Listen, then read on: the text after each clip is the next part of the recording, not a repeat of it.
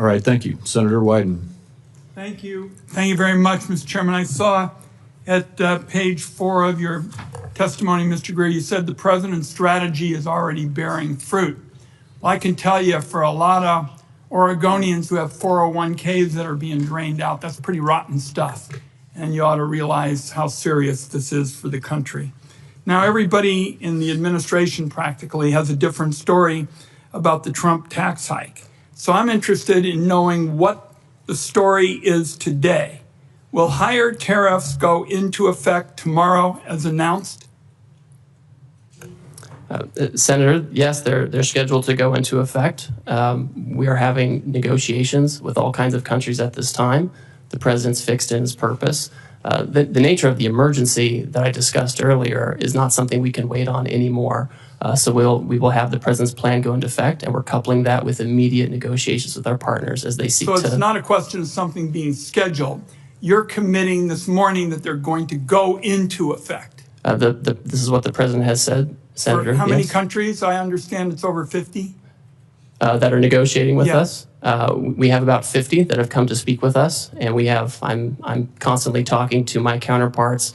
I have staff right now at USTR meeting with others, and we will have the tariffs in place. And if the other countries can come to an agreement on reciprocal trade, then that's something that the president can consider. I don't want to prejudge the negotiations or the president's decision, but that's what we're doing. Now, you've said you've been negotiating deals. Foreign countries have already retaliated against our farmers and ranchers and small businesses. How can you commit that negotiations are not just going to stop bleeding, but are actually going to open up markets that the Trump tariffs have closed off?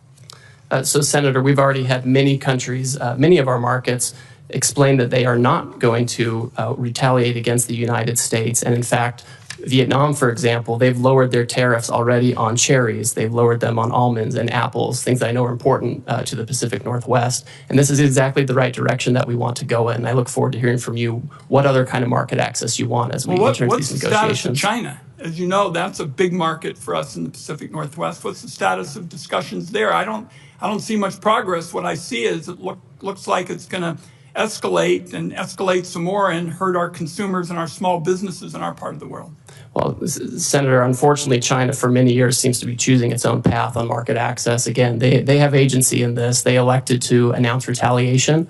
Other countries did not. Other countries signaled that they'd like to find a path forward on reciprocity. China has not said that, and we will see where that goes. I think we need to work with our closest friends to make sure that we have trading arrangements that work. And if the Chinese are open, we'll see what. But they haven't signaled that at all. So I don't think that's in the very near term with China. I just am concerned that there's no strategy at all. I'm committed. We understand in the Pacific Northwest what the stakes are. To have a smart, tough strategy. I don't see any strategy at all, and you really haven't said much about what the strategy is this morning. Senator, I appreciate your concern. I want to keep having a conversation with you about this, but I see a distinct difference between those countries who have come to us and they said, we understand your issues, we understand the deficit, we understand your desire for reciprocity, and we want to work with you on this. And the Chinese approach, which has been, we're going to retaliate. We're trying to remedy a situation. We're trying to remedy a situation that's persisted for many years.